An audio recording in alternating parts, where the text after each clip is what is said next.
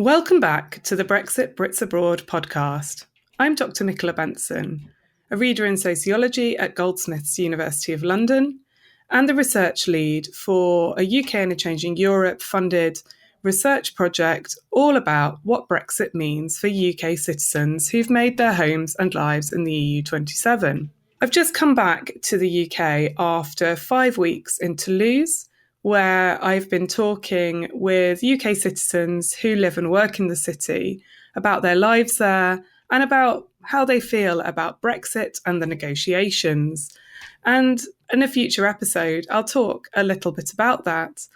While I was there, we had some problems with recording the podcasts, not helped by the fact that I also lost my voice, hence the little break that we've had in bringing this episode to you.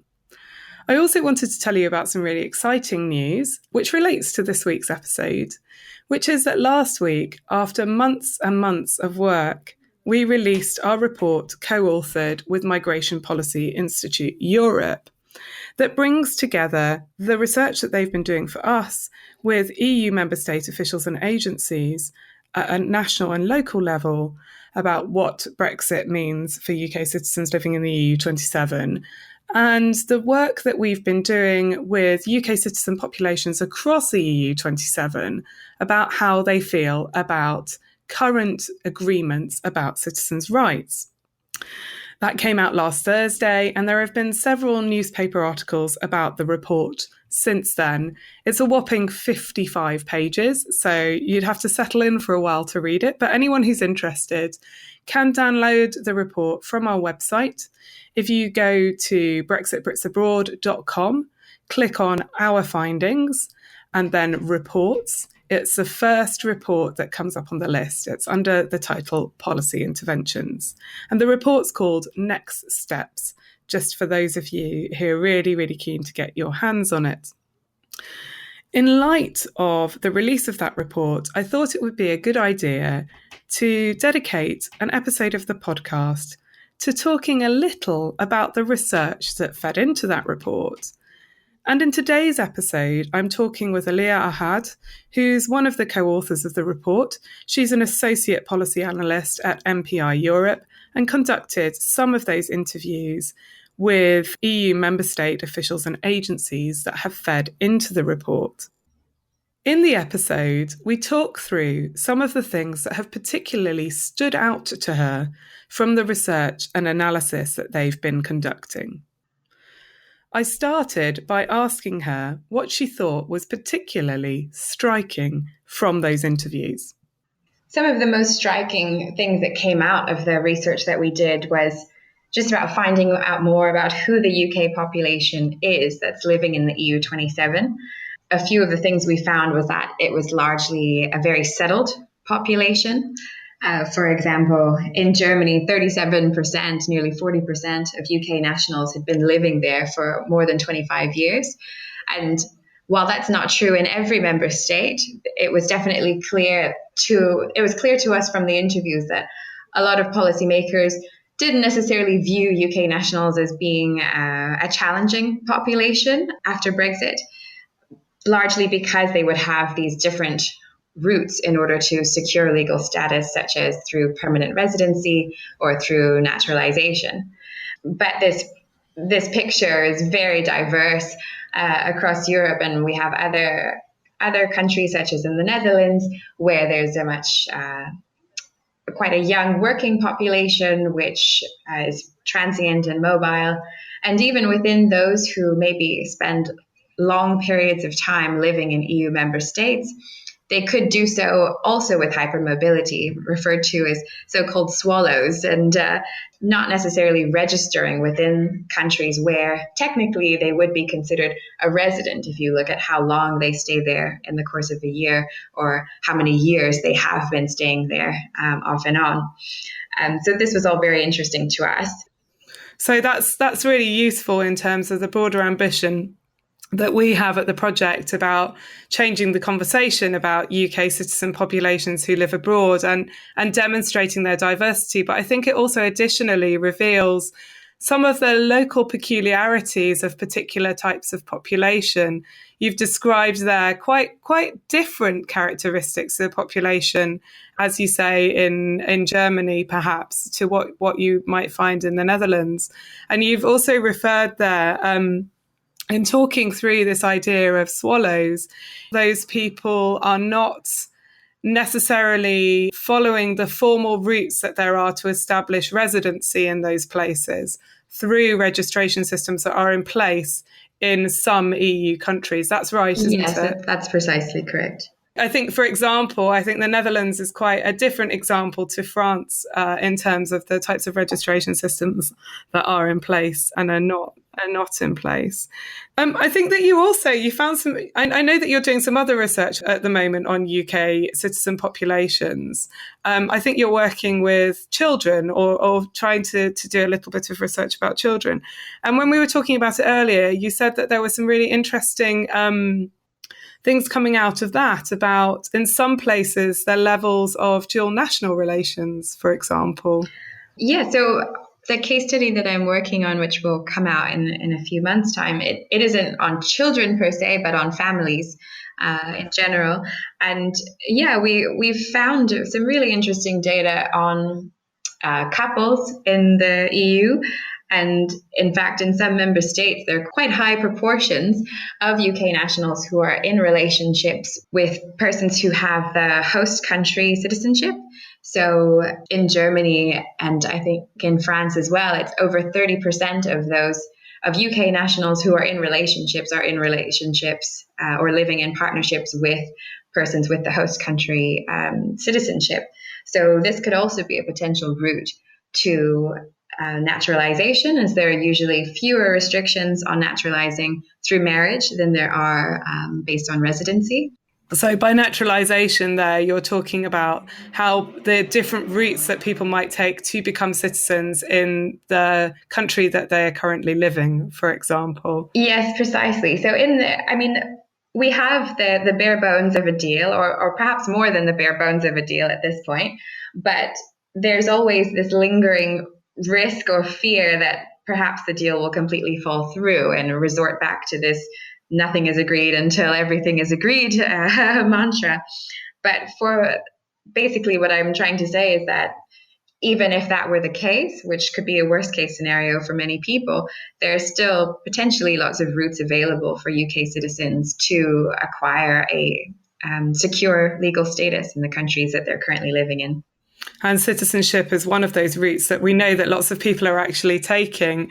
We've seen, even in the last few weeks, the latest statistics on in the countries where it's possible, and we should stress that, with elevated numbers of UK citizens applying for citizenship in other EU countries.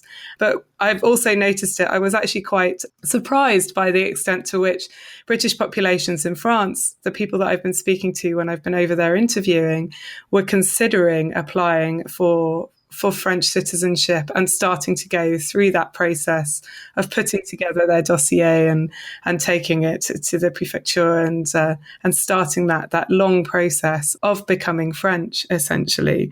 So I think that's it's an important part of the story about what people are doing to secure their status, even if it isn't the only way of people securing some status given the uncertainties that abound at the moment. I think that gives a little bit of flavour to some of the things that are actually already happening as people try to find their own ways through what is, I would say, some kind of quagmire, I think, of possibilities, given that there's absolutely no certainty at all. But what are some of the other things that have stood out to you in having those conversations with local officials, with government officials, national level officials in the countries that you've been working in? Because I think that's another side of the story that doesn't often get told. Yeah. So, in addition to the diversity among the UK population in the EU, I think one of the things that came out of our interviews was this sort of tension between concern over UK nationals living within member states, as well as at times a much larger concern for EU nationals living in the UK, and how to balance those things. So given that the concentration of EU nationals in the UK is so much larger, and as I said earlier, that many UK nationals who live in the EU27 will likely be able to acquire a settled status due to the long duration of their residency in the EU. I think for some member state policymakers, there was a sense that the UK population just wasn't such a large concern, and that they could sort of delay planning for Brexit until there was a deal. Yeah, that goes back to an earlier point you made about how they understand the British population who live there as quite settled. And I think it's an important takeaway point, but perhaps one that we need to unpack a little bit. This idea about this British population being settled is they don't perceive British populations living within those nation states to be a problematic migrant group, as they might do some others. And I'm not saying that it's right or wrong that they see them in those terms, but they're relatively quite often less concerned about British populations than they are about other migrant populations. Yeah, I think that came across quite strongly in the interviews we had in France. There was this sense that UK nationals were quite low on the list of immigrant populations of concern to the French authorities. And not to say that they didn't care about them, but just because they didn't have necessarily the same kind of interactions with law enforcement or perceived challenges of integration regarding employment and other things. And so there was a sense that it wasn't such a priority to start planning for Brexit right away. So they're kind of more relaxed about the British populations, which I suppose is I think that's to do with their perception of who the British population are, but also to do with a sense that, well, I suppose what I'm moving towards is that there might be a mismatch there between this kind of, okay, we will sort it out, but we'll sort it out closer to the time, versus populations who feel very uncertain. It does seem that I think that's a really important tension to recognise, is the difference between the challenges that those officials might have in managing all sorts of population issues within their countries, and a group of people who have suddenly found themselves in this uncertainty. And I think that's, for me, that's a really interesting thing that comes out of the report, is the difference between those two things. And it's not that officials are neglectful. That's not it at all. It's something else. It's to do with the broader context of their roles, their jobs, the constituents that they're having to work with. So I think that's quite interesting.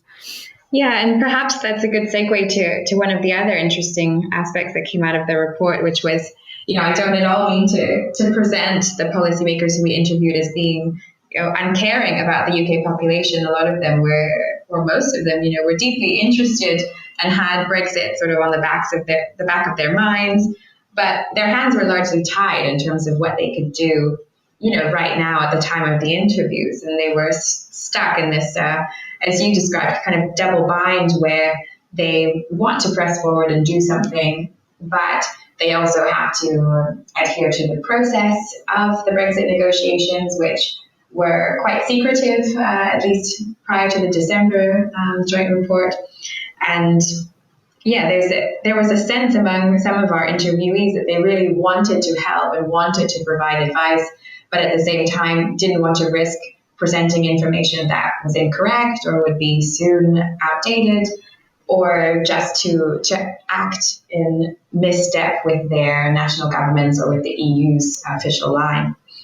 Yeah, I think that discussion of secrecy is really interesting, because I think that the way that you've described it's very clear that at the moment there has been no formal direction provided from national governments to local government officials, the kind of the face of the state for British nationals and for other people actually who might be concerned about their rights to reside in a country. And that lack of that lack of transfer of knowledge, which, well, I'd say it's a transfer of knowledge, but the knowledge might not be there yet, must be very, very frustrating for them. And certainly I've seen very, very clearly, this might be another interpretation for why people feel they're being given contradictory and conflicting advice when they go to talk to people, because one person can go and they might be told one thing, another person might go to the municipality and be told quite a different thing. So I think that that's quite, I think that that's a more nuanced understanding of what might be happening there than we might imagine at first sight. Yeah, I agree. And maybe that would be the sort of final consideration that one of the key considerations that came out of the report, which was about communication and the kind of lack of communication between the EU level and national level and the local levels, but also communication with British nationals themselves. And this is one of the recommendations that we make in the report, is to improve these advice systems and to put them in place now so that they can be activated once there is a final deal, or even to update citizens on what's been agreed so far. If you go to most websites, they'll say, nothing has changed in quite bold letters or with a red background and such. But, the truth of the matter is that for many people, that's not reassuring when they know that changes are coming, or they're waiting for changes imminently. So this communication, I think, will be key. And beyond, as I said, just communication with UK nationals, it's really an issue of communicating with the local level more broadly, particularly in countries such as Cyprus, where we did interviews where you have municipalities like Paya, where 40% of the local population are foreign nationals, and 90% of those foreign nationals are UK citizens. It's obviously a much larger concern for certain municipalities over others. And I think this is true not only in Cyprus, but there are lots of pockets of large British national populations across Europe. And improving communication between the local level, the national level, and the EU level, I think will be key, not only to reassuring the British populations who live there, but also to ensuring that no one falls through the cracks. Yeah. And I also think it's also about providing support to those local level administrators who, are very keen to provide people with advice that will help them to secure their lives and their futures. They certainly don't want local populations who are unsettled. So I think that there is that side of things too. That's been really, really interesting, Alia. And I think that it's really added, as I said, another dimension to our understandings about what's happening in respect to UK national populations living in the EU27, and some of the challenges that might be anticipated, I suppose, that in terms of what Brexit means for their lives and how that's managed and navigated on a local level with support and advice from local administrators in that respect. So thank you very much. Thank you for having me. Thank you for listening to the Brexit Brits Abroad podcast. If you've enjoyed what we've been talking about today and want to find out more, check out our website, www.brexitbritsabroad.com, or you can follow us on social media via Twitter @BrexpatsEU and on Facebook. And don't forget to subscribe to our podcast on iTunes. And I'll speak to you again soon.